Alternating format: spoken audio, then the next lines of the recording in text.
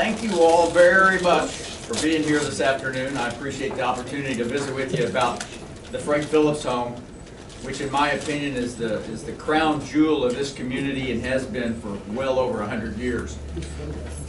However, before we get into the backstory and the bricks and mortar of this home, I want to share a few personal thoughts with you.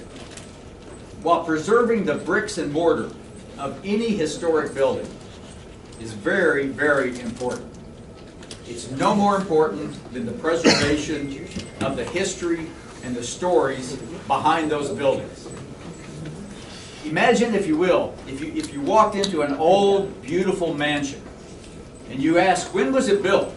Who built it? And why? And what's the history? What's the background of this home? And to be told, we have no idea. There is no history. That beautiful building immediately becomes hollow. So remember, ticket sales, member events, art shows, new exhibits, those things are extremely important. But if we allow ourselves to lose the stories, then we've lost our history. Okay, with that said, let's get down to the bricks and mortar. And let's get our picture back up. Yeah. Sure. In the late 1800s, Bartlesville was a rough and dangerous town, but change and optimism was in the air. Men such as Jacob Bartles, William Johnstone, George Keeler, they were young entrepreneurs who around 1884 established business operations near the Caney River. By 1896, the town was quickly growing with several new businesses, including a general store, a newspaper, a doctor's office, and a school, and Bartlesville was on its way. Oil soon began to define Bartlesville and much of Indian Territory. Frank Phillips arrived in Bartlesville, Indian Territory in 1903, and by then the population had grown to almost 3,000 people. In 1905, Frank and brother L.E. Phillips opened Citizens Bank in Bartlesville because it was banking that they knew, but it was oil that they wanted. A year later, Frank did what he came for, and he and his brother L.E. started drilling for oil. As many of you have heard before, their first 3 wells came up dry, but then Frank strung together an amazing 75 plus wells in a row that struck oil. Well, thanks to all that success, Frank's oil company was not only making money, it was starting to grow. More and more employees were hired, more exploration and drilling led to greater success, and with great success came great wealth.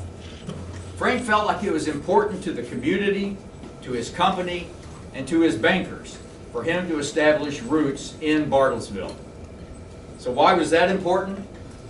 Well, because to a lot of people in Bartlesville, Frank was still a newcomer from Iowa, who many thought would make his fortune and leave for the big city like so many others had done before.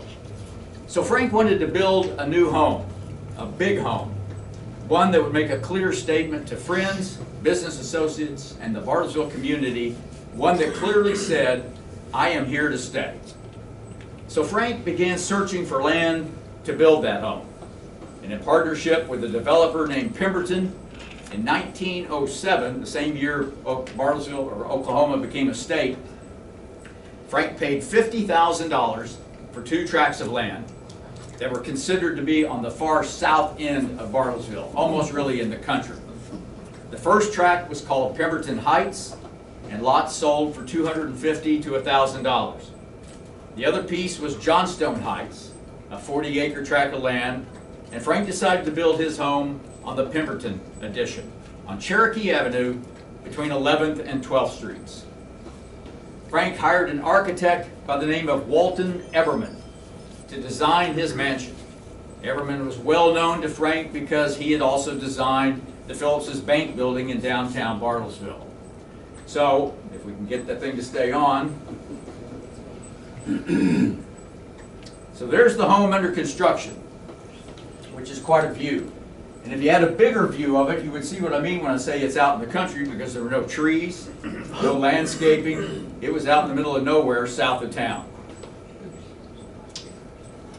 So in 1909, Frank, Jane, and son John, now age 11, moved into the mansion at 1107 South Cherokee. There's the finished product as it looked in 1909. Eventually, Frank's brother L.E. Phillips built his home directly to the south of the Frank Phillips home. And eventually, a few years later, Frank and Jane's son John's home was built across the street on the south end of the block. So Big Oil had just built the first of many large mansions in Oklahoma, soon to be followed 3 years later by Marlin's Grand Home in Ponca City, 7 years later by the Cosden Mansion in Tulsa. But thanks to oil, many more mansions of that type were soon to come. The Frank Phillips home was stunning. Perched on the large piece of ground south of the downtown, it was immediately the shining star of this new growing community. The home had 4 levels, along with a circular drive on the north end of the home to handle the cars and carriages that would be delivering guests to the many large parties that Frank and Jane hosted. The exterior of the home would be best described as Greek Revival, with tall white columns, reddish brown brick highlighted by white limestone, and of course, spacious porches.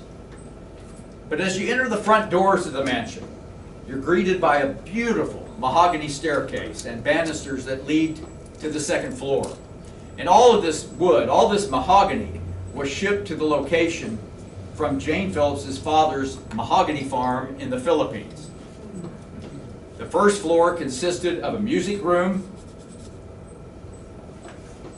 a beautiful dining room that could seat 18, kitchen and sleeping quarters for the staff. Frank and Jane's bedrooms were on the second floor, and the third floor was son John's bedroom and large play area. On the grounds, they had the gazebo, which still sits there today, the greenhouse, which is a working greenhouse, the gardener's cottage, where their gardener and his family lived, which is on the far south end of the property, the potting shed. I love the potting shed. Little tiny little building, and if you peek inside, you can still see the little pots, many of the tools that were there from the 1930s, 1940s, same light fixture, just a cool little space. Now let's jump ahead 21 years to the year 1930. The nation was in the early stages of the Great Depression, and yet Frank decided it was the time to add on and remodel his Bartlesville home. Frank chose Edward Delk to oversee the renovation of the great home. Delk was the architect for the Country Club Plaza in Kansas City, for Philbrook in Tulsa, for the original clubhouse at Hillcrest Country Club, and the Foster Mansion, now the home of Oklahoma Wesleyan University. The remodel of the Frank Phillips home in 1930 cost $500,000, a staggering $7 million in 2025 dollars. The home was expanded to the south, adding the large living room library, the sunroom, and on the floors above, additional bedrooms and play area. Once completed, the home had 29 rooms, 9 bathrooms, and 7 bedrooms. Jane's new bathroom had the very finest marble, had the mirrored ceiling, all of the fixtures were gold. Frank's bedroom included a sauna, steam closet, humidor, cigar lighter, and a barber chair for his morning haircut. Sort of your standard bathroom. So while his purpose may have been to give the mansion a fresh look and to give his home some modern touches, I believe the primary reason for the impressive renovation during such hard economic times was to convey confidence to a community that was already shaken by our nation's economic downturn.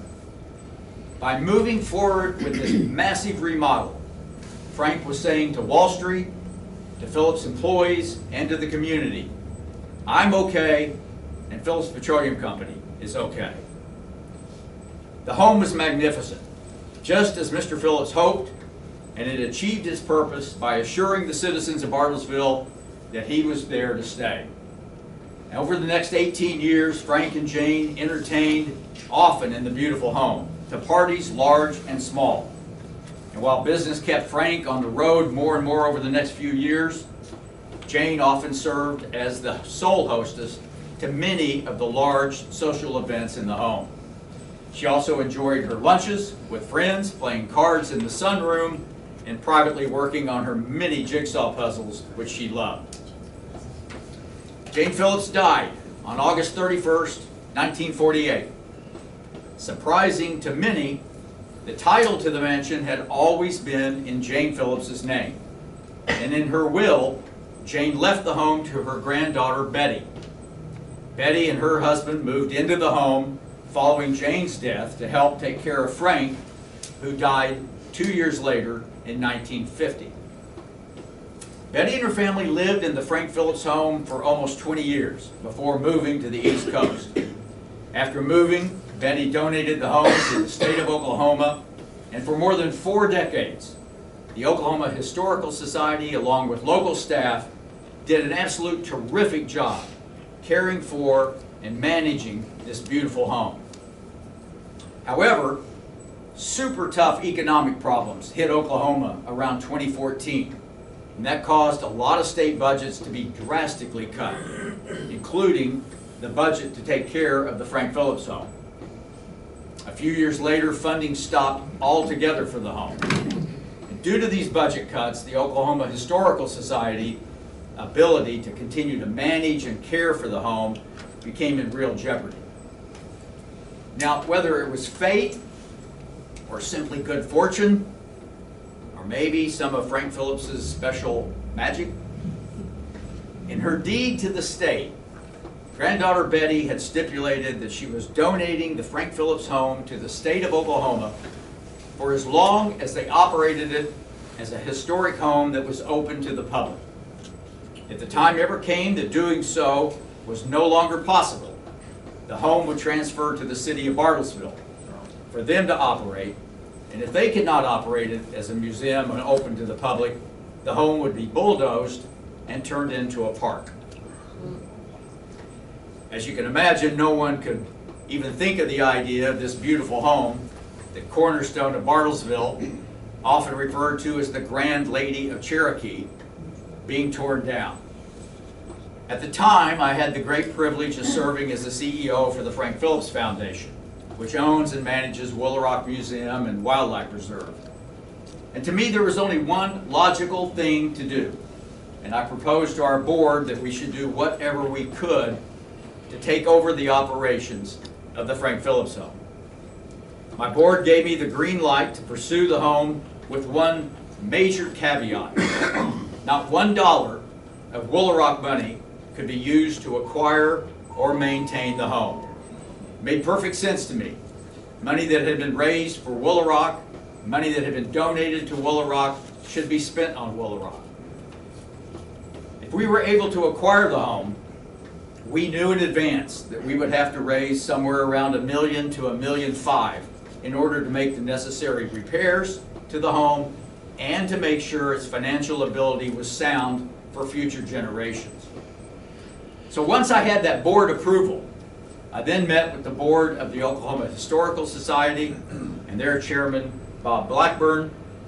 Following that meeting, we met with officials from the state, from the city of Bartlesville, City Manager Ed Gordon, fabulous picture, Assistant City Manager Mike Bailey, City Attorney Jerry Maddox, Attorney David King, to see if we could find a way for the foundation to take over the ownership of the Frank Phillips home.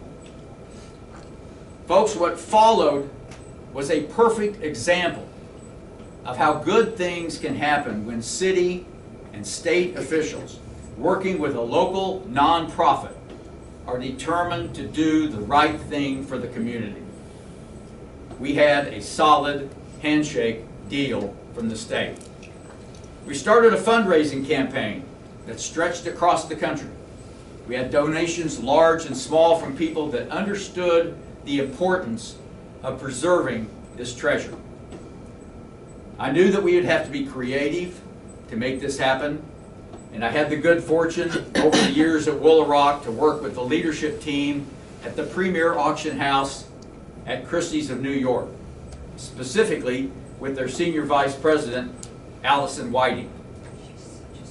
I also knew that on the wall of the music room in the Frank Phillips home was a painting by John Singer Sargent titled Madame Halloo. Selling a piece of art from the home was a difficult thought. But if by doing so we were able to save the home, a hard decision became much easier. I sent pictures of the Sargent painting to the people at Christie's.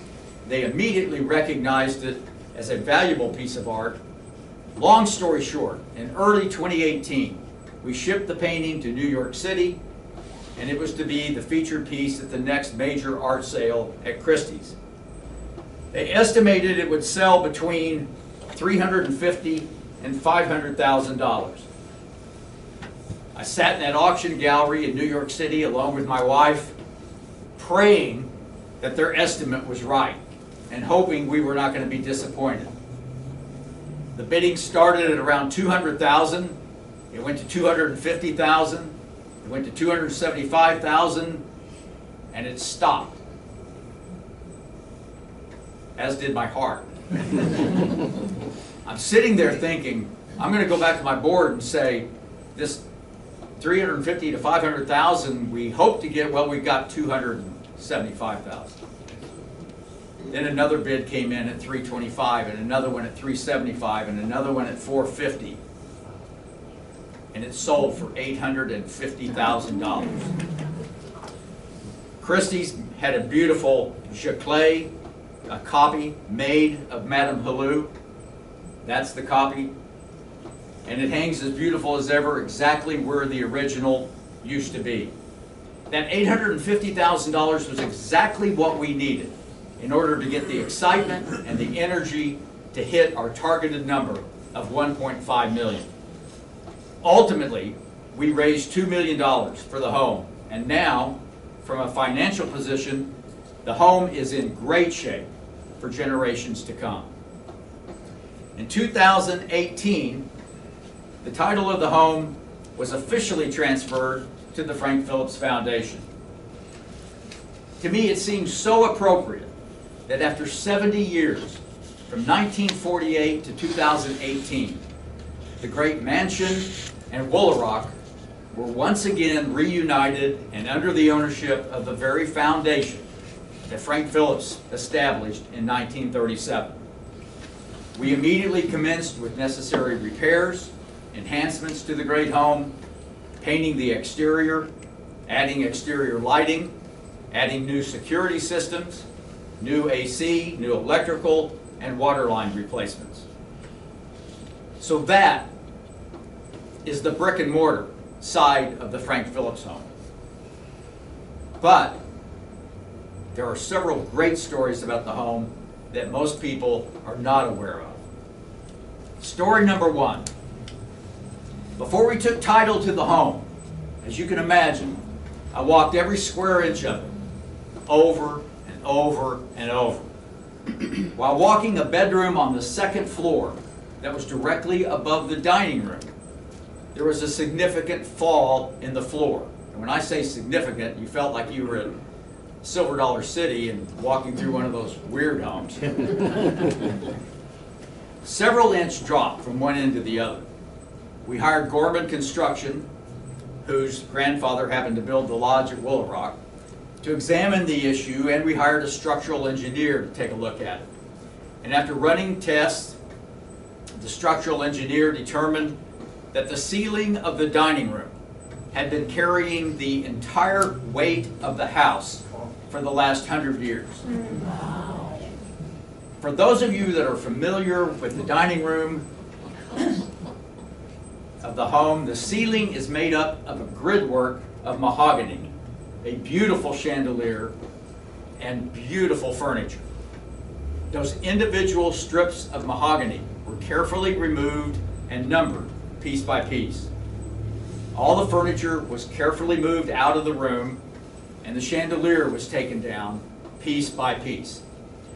Once that ceiling was removed, the massive large beams supporting the second floor were exposed.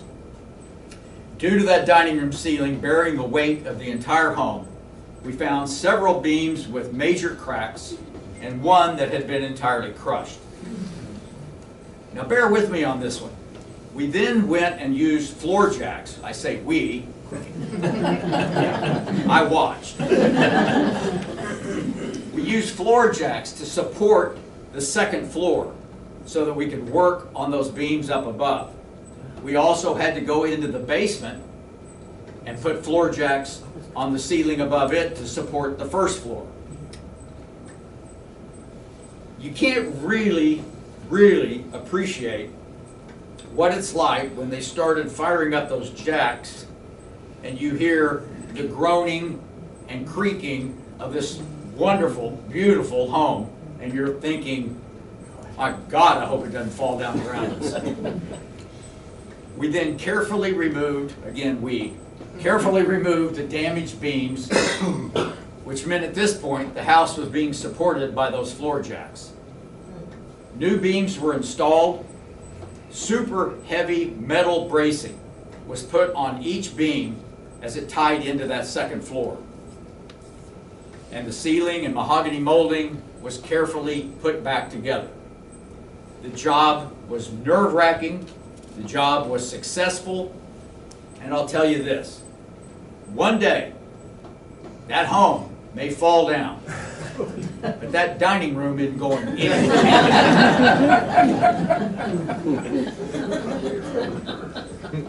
Story number 2. In 1922, Bartlesville initiated an ambitious project to develop a park for children on 5 acres of ground that eventually became the home of Rita Pump, TRW Schlumberger. Jane Phillips loved her community, she loved children, and so she contributed the money for a children's wading pool at that park. And it was Bartlesville's first city-owned swimming pool. The pool became a major attraction, an important summer activity for young people in Bartlesville. That was the forerunner of Kiddie Park. When it closed, they picked up everything there that they could and moved it to the current location of where Kiddie Park is. Today, the original bronze, right here, from the dedication of that pool, can be seen in the interpretive center at the Frank Phillips home, and that bronze plaque was gifted to us by Frank and Jane's great-grandson, Randolph Phillips.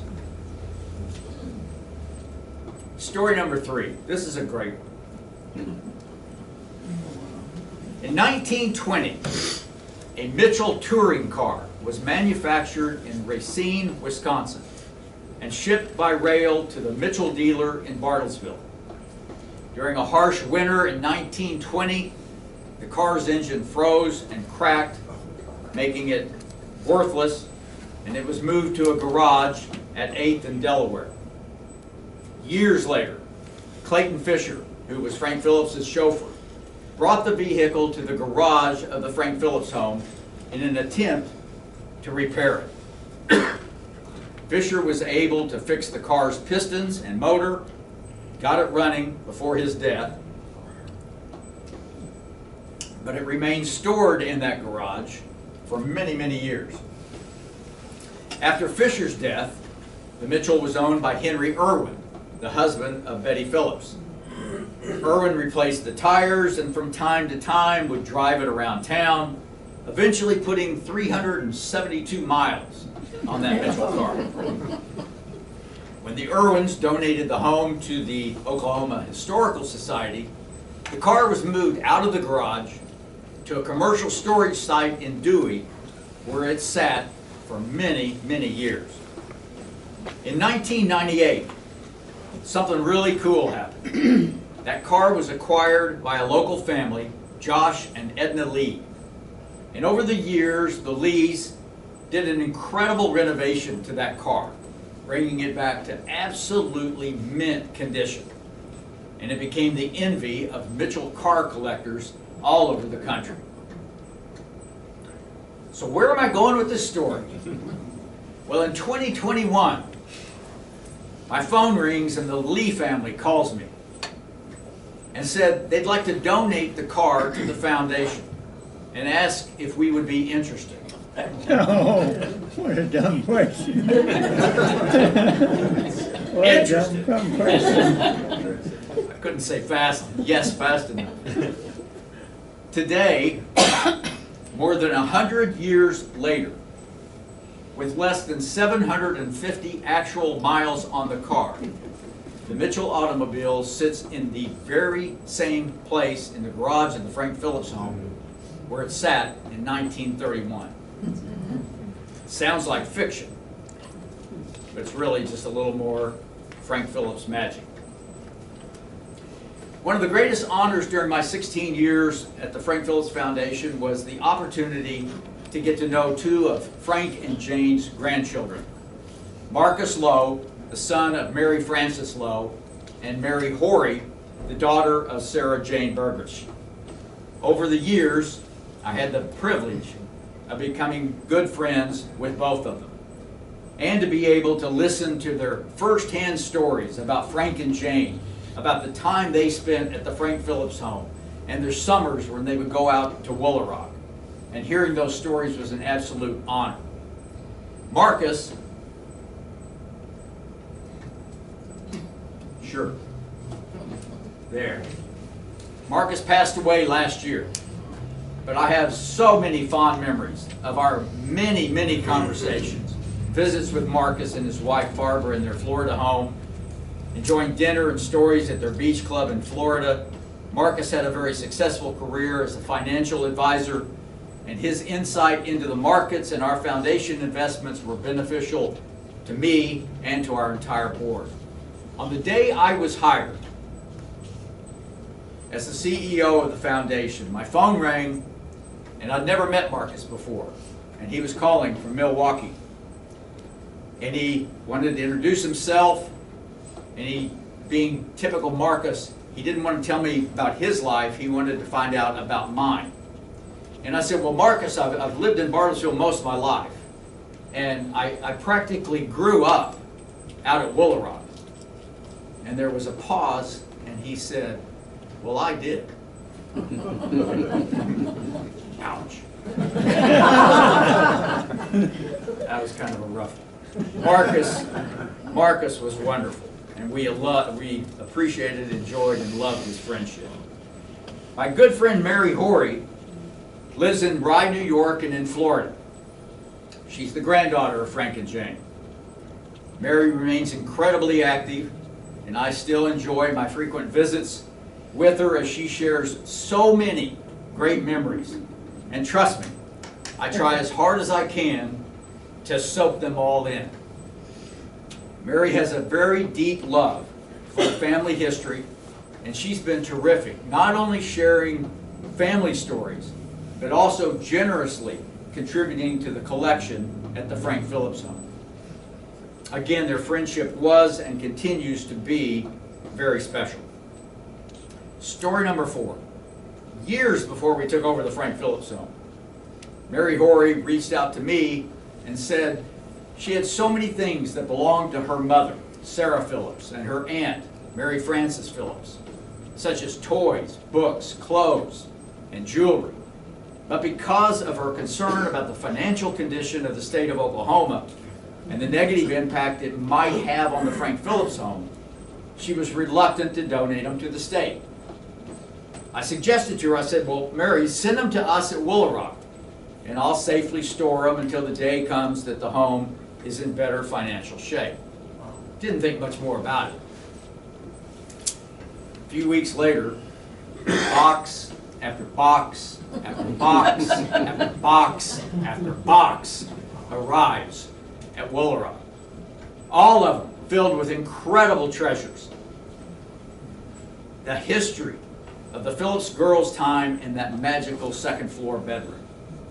Once we took over, by the way, there's Mary down below. Her mother is on the right, her aunt is on the left. And there's the girls' bedroom.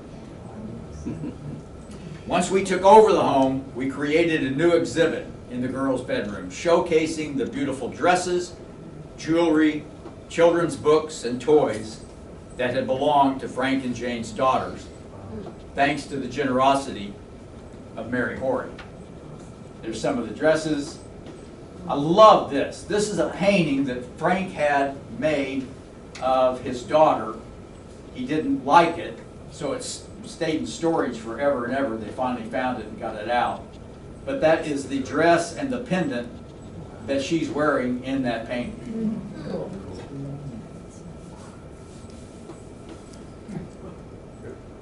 Act like you didn't see that.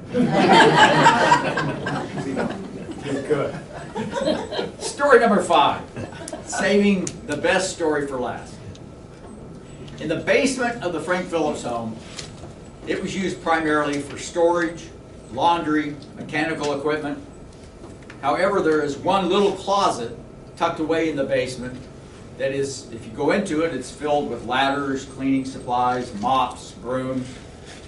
However, there's a lot more in that little closet than cleaning supplies. Behind some shelves in that closet sit terrific treasures from decades ago.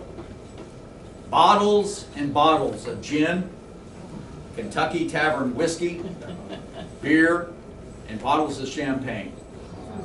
Many of these bottles date back to the early 1920s. And I think it's safe to assume that during the years when Prohibition was the law of the land, these were only used for medicinal purposes by Frank and his guests. One of the bottles at Kentucky Tavern is about half full. And I have told Meredith that if I get extremely sick, do not take me to the hospital, just give me some of that Kentucky Tavern. I think it could be the difference maker.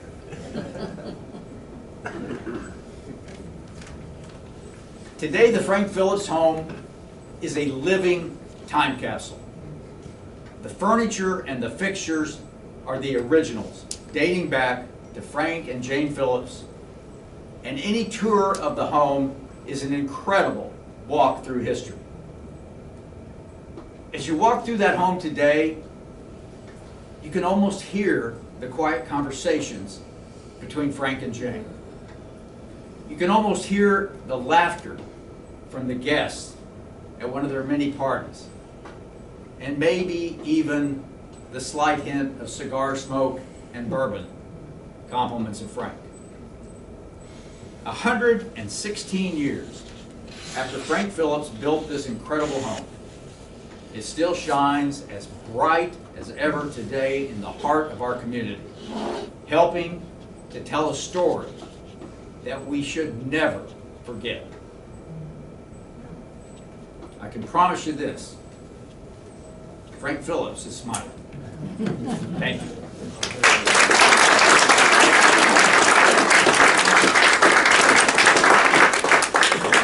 I know we got time for questions. I'm going to answer one before you ask it. No, I cannot give you access to the whiskey down the road. Isn't that a cool little find? Yeah. Yes, sir. The Kentucky Tavern, is that a bourbon or what kind of whiskey is it? I can't say I tasted it. I wish I could. But yes, it is a bourbon. And the fascinating thing is how many bottles of gin, and there's a lot of bottles of gin, how many of them are empty, but the seals have not been broken. So over the 90 years, they just evaporate. Yeah, yeah, very much so. So Bob, can I ask your audience here how many have done the tour? Okay. Fabulous. That's terrific. Well, it's you know, the challenge that we always had was you could go to Woolarock day after day after day after day and really almost see something different. It's a little more difficult at the home, obviously. So the challenge is how they can get people back a second time, a third time, or whatever. But it is such a wonderful tour that they give, and the home is in such incredible condition. It's a wonderful showcase still for Bartlesville. Bob, how many visitors a year does the home get? Not as many as we should. Back when I was there, we were averaging 14, 15, 16,000. School buses bring some. Group tours bring a lot. Yeah, it would be nice for that number to be higher, but one of the things, Thad, that we have a large endowment at the Frank Phillips Foundation for Willow Rock. But with the expenses and overhead at the Frank Phillips home are so negligible. Staffing wise is very, very small, upkeep's not too much. That the financial condition of the Frank Phillips home, even though Willow Rock's in great shape, the financial condition of the Frank Phillips home is much, much better. I mean, again, unless somebody does something incredibly stupid, the funding is there for that for generations to come. Chris? Who bought the painting? They didn't tell us. It was private. It's a phone call. And Phone call thing. like I say, it was incredible. Meredith can be the witness to it, how bidding stopped. And then all of a sudden, a phone call over here launched a bid, and then over here countered, and over here countered. It was almost like a lost find, a lost painting. Nobody really knew the uniqueness of it. Yeah. Because Frank had it done himself, kind of. It wasn't in the actual playbook of of all the. Yeah, the provenance was really very, very rich. And the fact that it had been under one ownership for 90 years made a big difference as well. And the copy that they made is incredible. I mean, I am no art connoisseur, but if I put them next to each other, I could not tell them apart, which is a little scary. But yeah, it's beautiful.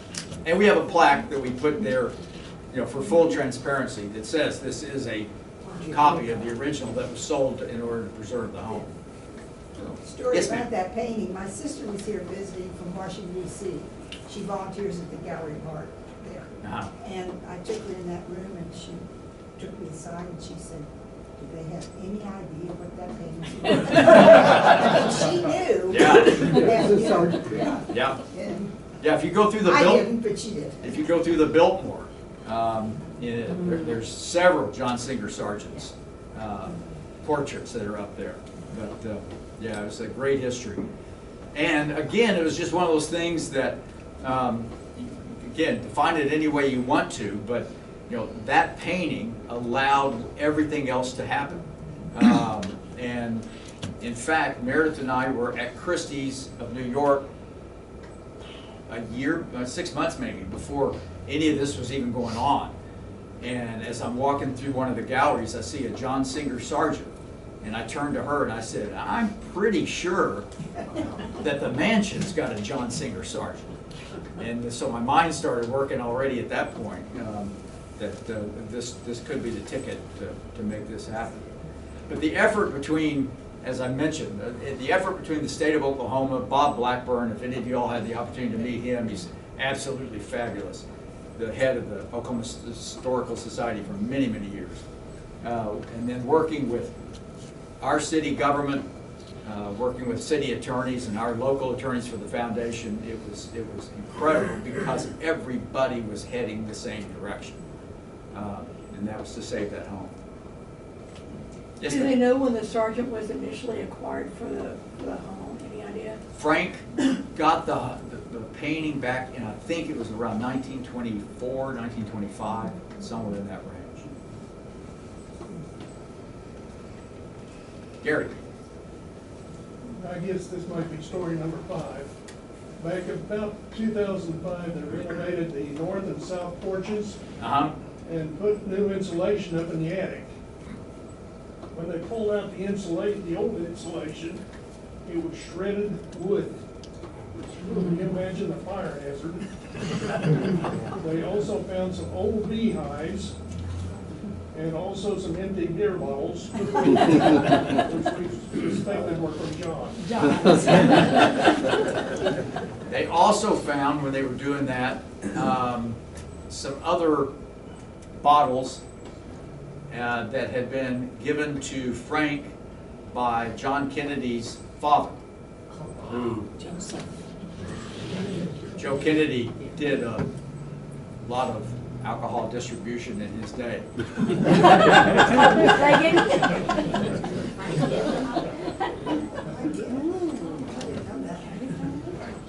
And Bob, Yes. also somewhere down in the archives, whenever they did the north porch, that had been covered since 1909, Mhm.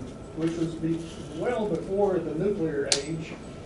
So we scooped out a little bit of pre-nuclear dirt from underneath the east porch, and it's in a bottle there someplace. Huh. Well, you know, there's another little fascinating tour you can take that's frightening. If you go into the basement, and this did not occur when Frank and Jane owned the home. This was after the granddaughter Betty took it over. But if you're in the basement, there is a huge piece of plywood on the floor, boxes all around it. And me being me, I had to figure out what was behind that plywood. So we moved the boxes off and lifted the plywood up. It's a huge door that you lift up, and you go down these steps. So there's a basement below the basement. And you go down, and then you turn back to the west, and it goes underneath what's now the parking lot between the home and the servants' quarters and the interpretive center to the west of it. And there were like 2 or 3 separate rooms. There, at that time, it had electrical to it. You got flashlights, is the only way you can go through it. And it's kind of wet, you're kind of crunching, and you're not sure what you're crunching on.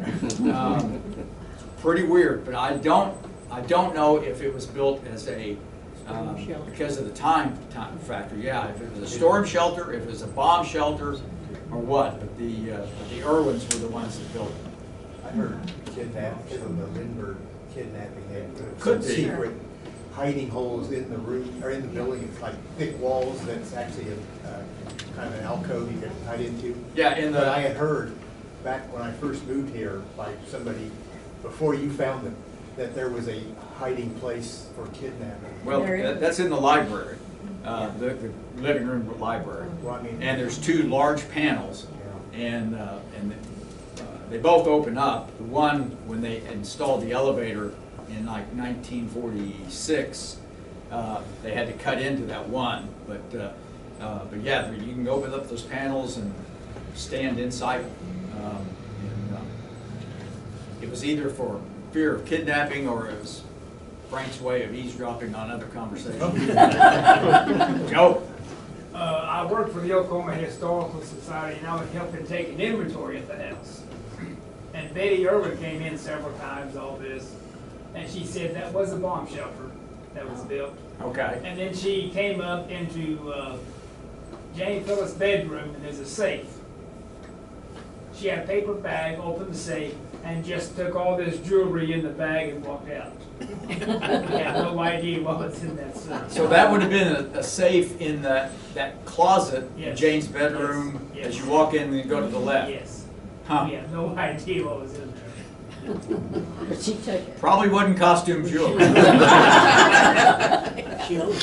Yeah. A great story was, as I mentioned, Jane's, when they did the renovation in 1930, Jane's bathroom has solid gold fixtures.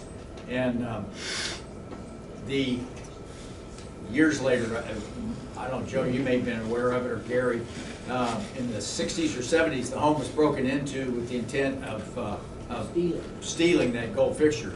Unfortunately, or fortunately, they went to one of the guest bedrooms that had gold covered, inexpensive fixture, and that's what they were in the process of stealing before they got caught. Yes, You ma'am? mentioned a Joe Kennedy, is that of the Kennedy family? Yeah. So did the Kennedys come out to visit Frank, or what? No, he just apparently bought some alcohol for him. Joe Kennedy and Frank Phillips would probably not share political beliefs. Oh, Uh, I think that's safe. Earl? Hey, Bob, it's not a question other than, I just want to do a shout out for you. Thank you for, not only for today's presentation, but you've done a phenomenal job of keeping the history of the museum, reserve, the house. I mean, you've just done a great Thank job of keeping that Frank Phillips history alive in our community. And I want to say thank you, my good man. We need people like that to keep those that.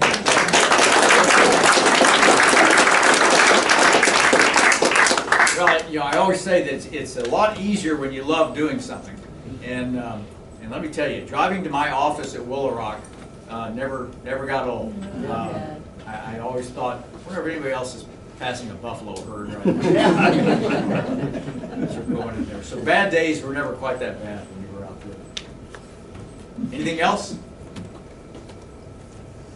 Well, I think it's neat that the family is coming back for the 100th anniversary. Frank, like Mary Horry and all the ones that are living, are still, the family still is going to come back for the 100th anniversary, and they all still love it as much, you know. Yeah. So they're trying to have a great big family reunion at the lodge and all that over the Calkins weekend. Yeah, we're having a big dinner with them on a week from Friday. Oh, wow. Yeah. Our meetings.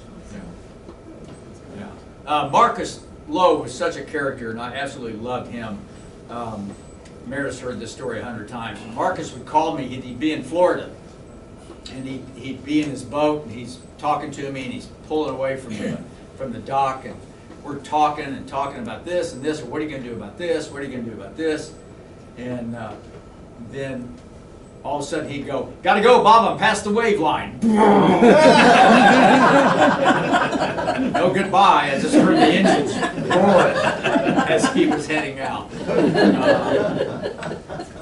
But they both had a tremendous love for the history of the family and Willow Rock in the home. The zebras, he loved the zebras growing up, and so once when he came to visit, the zebras had passed, and he said, "We have no zebras here. That's got to be changed." And he told Bob, and immediately Bob would do. So when you see the zebras, when you go through there, think of Marcus, because that's what he called them. Yeah, and Marcus bought them. So yeah, he told the story, a couple good stories back. You know where the Audads are as you walk in, and there's the big. As you drive in through the main grounds, and there's the little mountain, and the Audad sheep were up there, that he and his brother, Jim, climbed the fence and were in there chasing the Audads until he turned around and he saw Frank standing at the fence. You know. And then down below the line, as you walk on those paths down towards Clyde Lake, there's all kinds of little nooks and crannies. And Marcus said that there was one particular little hole, which I know which one he's talking about, in the rocks, that he and his brother would use as their little hiding place. And so they were playing hide and seek, and one of them went down into that hole, and there was a bobcat that Frank had taken a stuffed bobcat and put it in that hole. So I think Frank had as much fun as Marcus. Anyway.